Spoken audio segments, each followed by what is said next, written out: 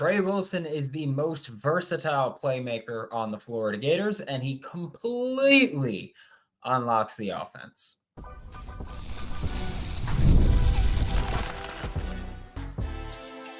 You are Locked On Gators, your daily podcast on the Florida Gators. Part of the Locked On Podcast Network, your team every day. Hello, and welcome back to another episode of Locked On Gators, part of Locked On Podcast Network, your team every day. Thanks for making Locked On Gators your first listen of the day every day. We are available daily and free with us in the podcast and on YouTube. Happy Monday. I'm Brandon Olsen. Find me on Twitter at WNS_Brandon. Hope you're enjoying your long weekend. Hopefully you have one. If you don't, hopefully it's beautiful weather, at least. Just saying. Just hope for that. Like I said, Tre Wilson is the most dynamic, most versatile playmaker on this Florida Gators roster. I don't think many people would dispute that with you, just because of what he brings to the table. And we're going to talk about three players today that I think are the three most versatile, dynamic playmakers on this team. And I mean playmakers because we got two offense, one defense. It's not just, best pass catchers. No. Most dynamic playmakers. We're going to talk about the three of them. We have all three of them. If you're a Locked On Gators insider, you've seen the in-depth scouting reports that I've written for all of them.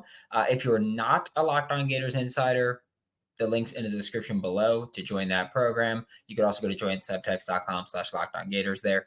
But for Tre Wilson, I mean, his ability just as a runner, receiver, that dual threat ability. Like, let's talk about that because I feel like for so many players we talk about as quarterbacks, we go, oh, your dual threat ability. You can throw and you can run. Running backs, your dual threat ability. You can run and you can catch. Defensive players, like defensive linemen, we go, oh, your dual threat is that you can rush the passer and you can stuff the run. I don't think it's very common for a receiver to talk about their dual threat ability where we go, hey, maybe you're not considered a wide receiver anymore. Maybe you are considered an offensive weapon. A guy, and I'm not saying Tre Wilson is like him, but like Kadarius Toney, where you go, yeah, like you can be a receiver most of the time, but as a rusher, you bring a lot to the table. And I feel like for Tre Wilson, we can kind of look at him as that kind of player, where he's got that dual threat ability as a pass catcher. And I know that rushing stats, he's not really stacking them up there, we'll say. I mean, last year he had, 6 carries for 55 yards. Not like he's being handed the ball a ton. However, when you consider the ways in which they even threw him the ball, and I air quotes, threw him the ball on those little pop passes behind the line of scrimmage, those are basically carries, right? Those are basically rushes. You're not doing anything as a receiver other than catching the ball that's being popped into your hands. That's why they're called pop passes, because the quarterback catches it and pops it forward, and then that's yours. So outside, like, again, you take those and you count them as extensions of the running game. People say that all the time, where you go, oh, they're an extension of the running game.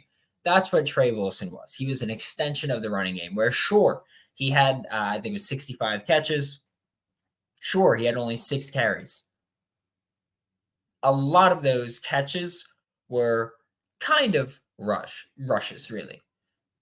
They were. They were just pop passes right in front, so they count as a pass and they count as a catch, but really they're rushes.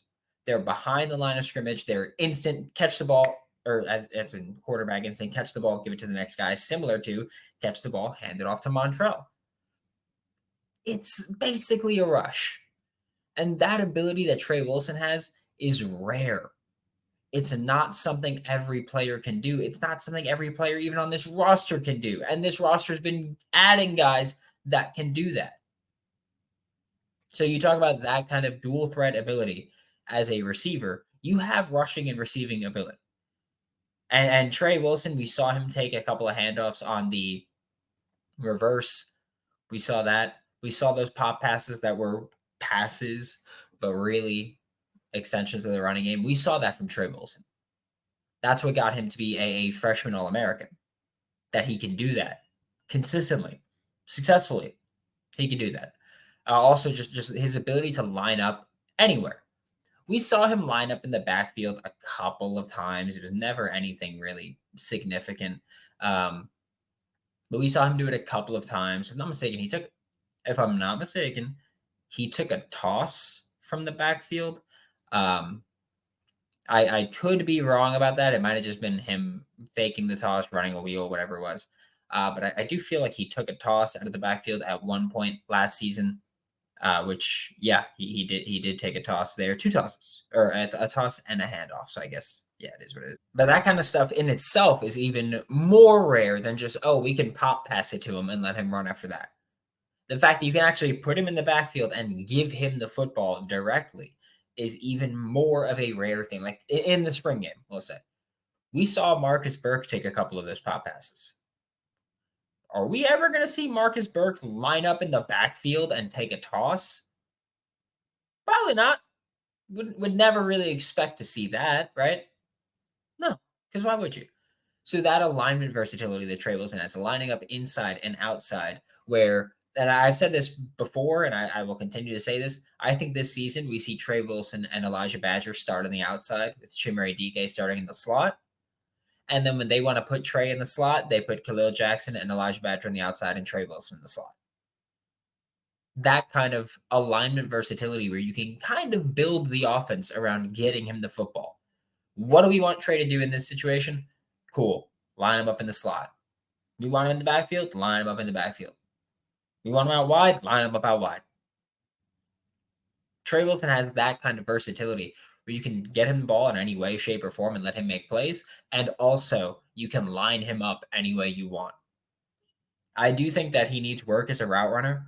That's something where if you read the report that I sent to the Locked On Gators insiders, if you read that report, you'll see that I said, hey, I think he could use a bit of help as a route runner. He could use a bit of development there. I think he's good enough to create some separation, but he's not elite. And I do think that he has the physical tools to be an elite route runner. He's just not right now. And you look at last year, like we saw him dominate underneath, absolutely.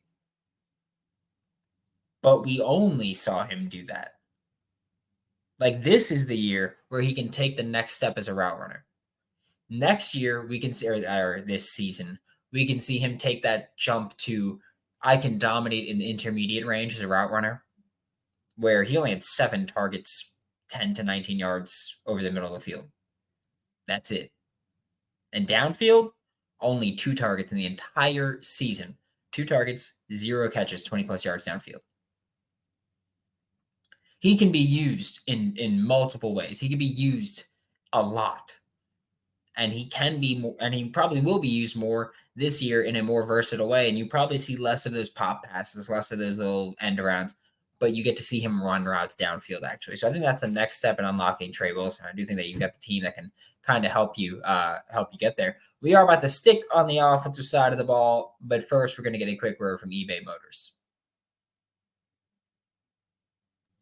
Passion, drive, and patience. That's the formula for winning championships, and it's also what keeps your ride or die alive. eBay Motors has everything you need to maintain your vehicle and level it up to peak performance with superchargers, roof racks, exhaust kits, LED headlights, and more. Whether you're into speed, power, or style, eBay Motors has got you covered with over 122 million parts to choose from.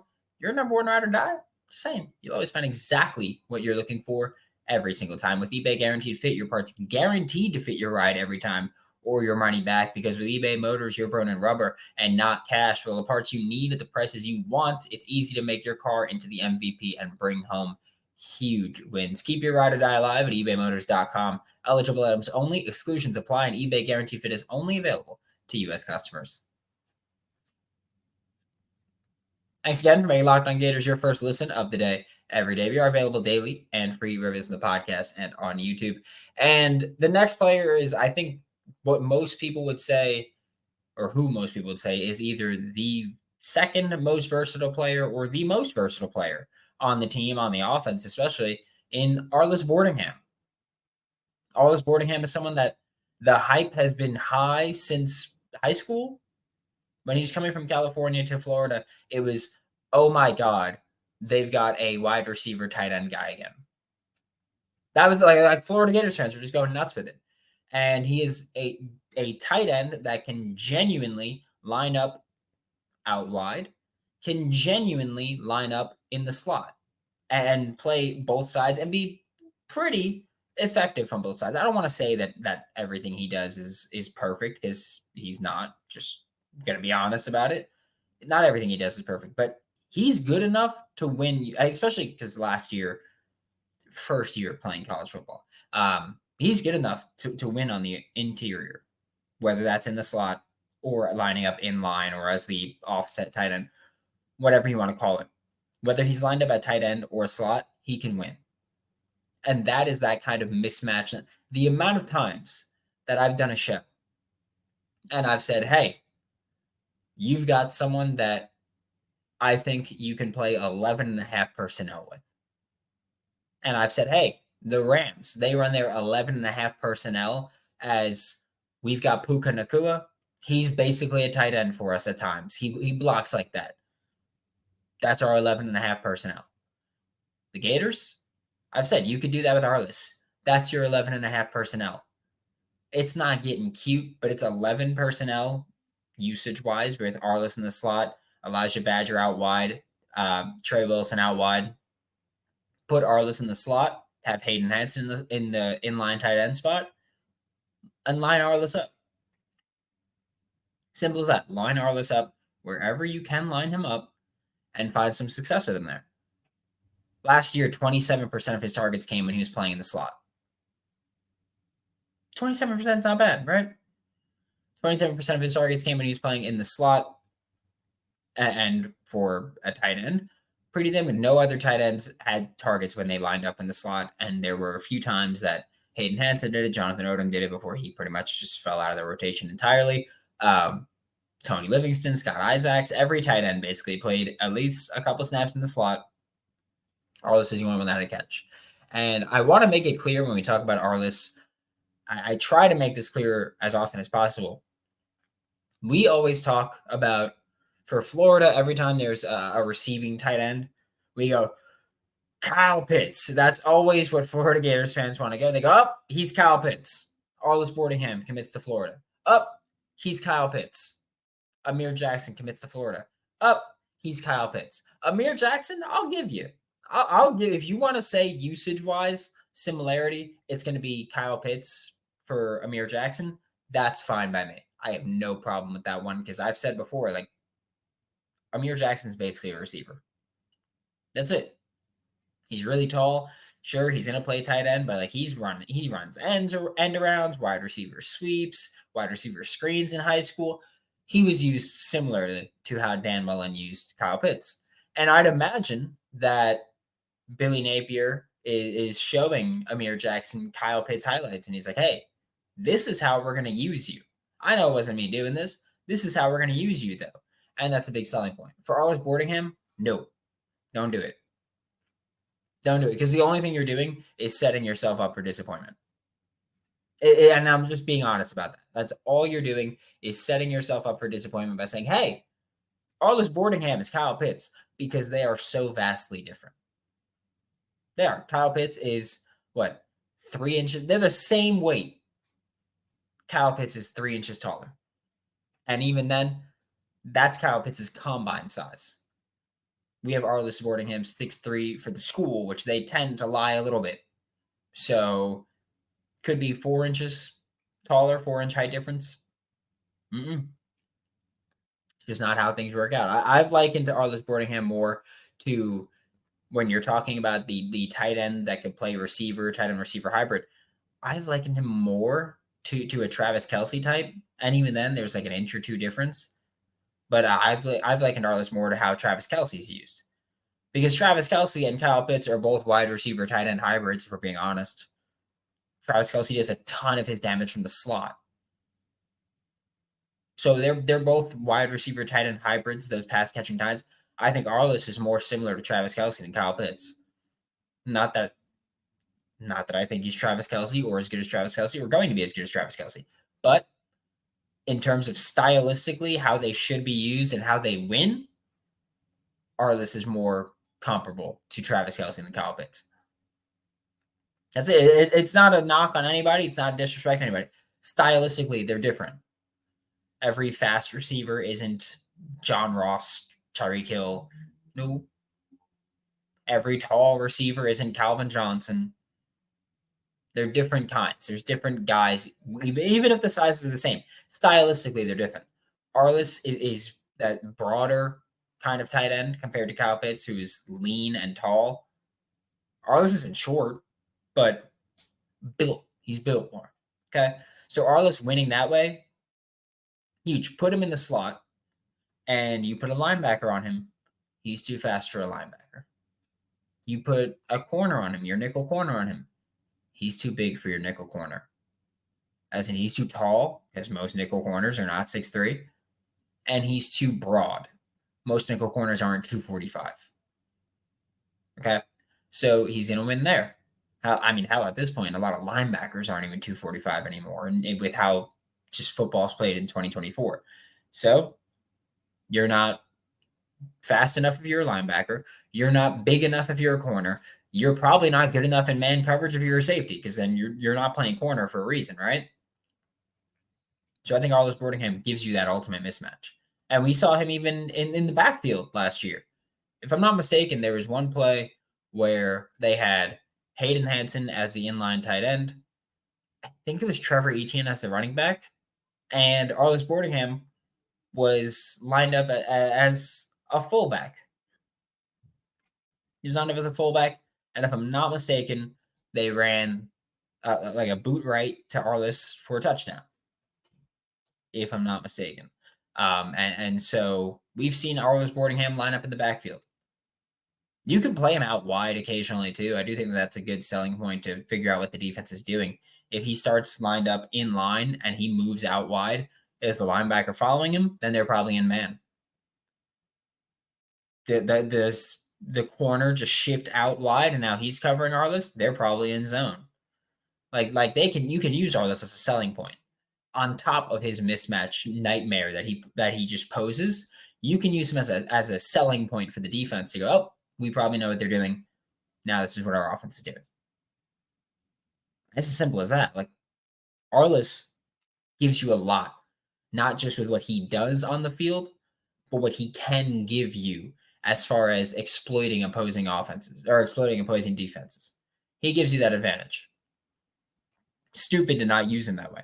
And by the way, I want to make it clear, Billy Napier does use him that way. He moves him around all over the formation. So they know this. I think with more development, because I think that Arlis can use development as a blocker and route runner. I think with more development there, you're looking at someone who, again, can take further steps to become just that much better. Arlis played 29.3% of his snaps in the slot. Receiving snaps in the slot. He played 17.5% of his receiving snaps out wide, and another 52.1 as a tight end attached to the line of scrimmage. He's been used all over, and again, that's not even including the backfield snaps we've seen. He's been used all over. Continue to do that and continue to maximize the potential of your offense. We are flipping to the defensive side of the ball for the last segment of today. But first, a quick word from a couple sponsors.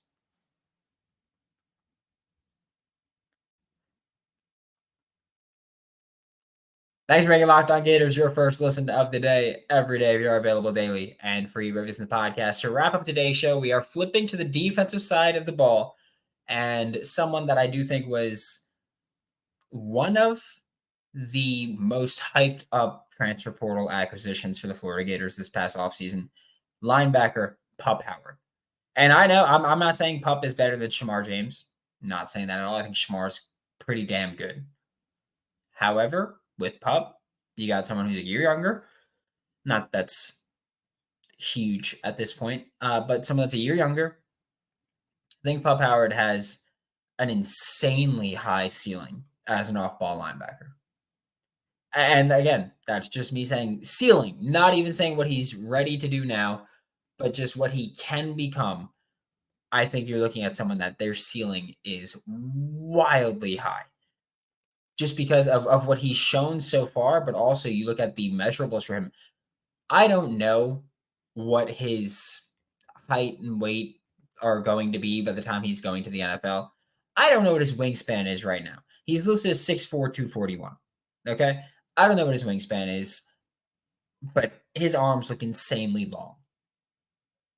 I don't know what's going on in his head, but he plays like a maniac. And he talks trash. I love it. You look at the spring game, there was a play where he deflected a pass from Graham Mertz to Arlis Boardingham. Pup Howard broke it up, and then Pup Howard just put the little seatbelt on. Like that kind of confidence. I love it. I don't care. I know there's a lot of people who are like, I don't like talking trash, win some games and talk trash. Look, if you make a play in coverage, you get to talk trash.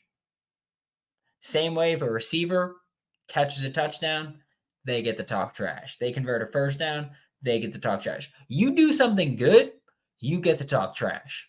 Simple as that. And Pup, I think that he's got those things that you can't teach. That kind of like that confidence. Again, I've said this about Jakeem Jackson before. Like you can't really teach confidence. You can earn it, you can develop it, you can get more confident. Absolutely. But to just have natural confidence, like you can't teach that stuff. To just be like, yeah, I got beat, whatever, go right back to it. Yeah, I beat you. I'm gonna let you know exactly what happened. Stuff like that, like you can't teach it. And Pup, I think that you look at his ability as someone who can defend the run. You watch the South Carolina, he's a good run defender. You watch the spring game this past April for Florida. He was like body slamming dudes. It was like intense tackling. I think that's one thing that Pup brings to the table that we have not seen in Gainesville in quite some time is that kind of just rangy, insane tackler that we've seen. And I know that, he didn't have an NFL career really. He was with the Colts for a little bit, but like Antonio Morrison just like racked up tackles with the Gators. And I think you can see those kinds of numbers with Pup Howard. I think that it's possible to see those kinds of numbers from Pup Howard of just racking up tackles at will. Long arms, drives through people as a tackler. In coverage, deflecting that pass that was intended for Arlis Boardingham in the red zone too. Like that was just a great play by Pup. Ball could have been a little out more for Arlis, but I think either way, I think Pup had it because it didn't like barely hit Pup's hand. Like Pup got a good bit of it. So it didn't just barely skim his hand and get deflected. So I think that Pup making plays in coverage, making plays as a run defender as well. And then you talk about the next thing that he brings up, which is pass rush. Because really, there's 3 phases of defense, right? You're defending the run, you're covering a receiver, or you're rushing the passer. I mean, sure, QB spy also, but that's not a common thing to just be like, yep, that's our play. So there's really 3 main phases there, right? We've talked about Pup defending the run. Like, think he's got great tackling ability, great tackling instincts, great range to go sideline to sideline. Can do it, right? Cool. Works for me. Put him at the will. Let him do it. As in the weak side, rangier guy. Let him do it. Coverage, we've seen him cover Arlis. You cover Arlis as a linebacker. That's all I need to see, honestly. I'm not saying you're elite, but I'm saying that I know that you can make plays. Then as a pass rusher, Pup Howard, we talked about when he committed to Florida. We were like, hey, like he's someone that you're going to probably line up on the edge every now and then. Long arms, great size, great length, great athleticism, great burst. He's someone that can line up on the edge. And I'm not going to say that he can beat offensive tackles consistently at all. Because there's a lot of edge rushers that don't do that. It's hard to do. That's why they're good when they can do that.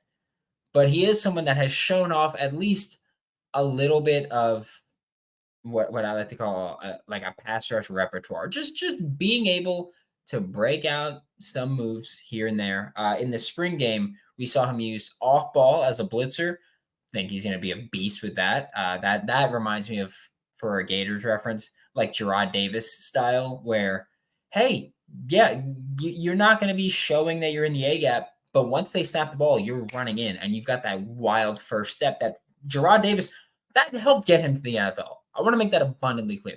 I know Gerard Davis was a first-round pick, and some people may think he was a bust. One thing, you're wrong about that. Just straight up. I don't care if you didn't become an all-pro.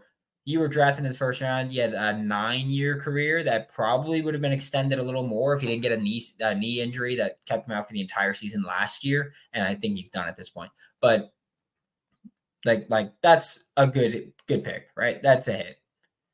Working as a blitzing linebacker, that's what helped him get just that quick first step, fire through the A gap. Simple as that. Pup Howard can do that. He did that in the spring game. He did that at South Carolina. We're going to see him do it this season. So that, but also you look at someone who we haven't seen much of a pass rush repertoire there, but he does have a little rip move that he brought out in the spring game. Needs work, but the foundation is there to kind of make it happen. Just the foundation's there to be like, I can do this. And once I get better at it, I'll get better. We've seen the rip. We saw a little bit of what looked like a swim, but again, needs a little bit of help. But for an off-ball linebacker, like to have any move that works, again, with even just a little bit of success, that's good. Like you're ahead of the curve at that point, especially when you've just finished your first year in college. So Pup Howard is someone that I think when you look at what he can become and what he brings to the table presently, we're looking at someone that has an insanely high ceiling at the end of the day. And I do think that his versatility helps not just himself, not just the team, but also the coaches, because the coaches get to go, hey, I could open up the playbook a little more.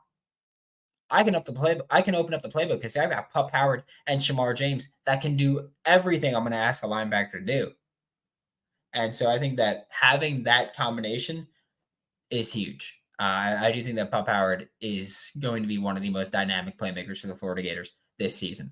Thanks for making Locked On Gators your first listen of the day every day. We are available daily and free revisions in the podcast. We'll be back tomorrow. Talk more Florida Gators football for Locked On Gators. I'm Brandon Olsen. Don't forget to follow me on Twitter at WNS_Brandon. Find all my written work with Giants Country and NFL 33, and I will see you all next time.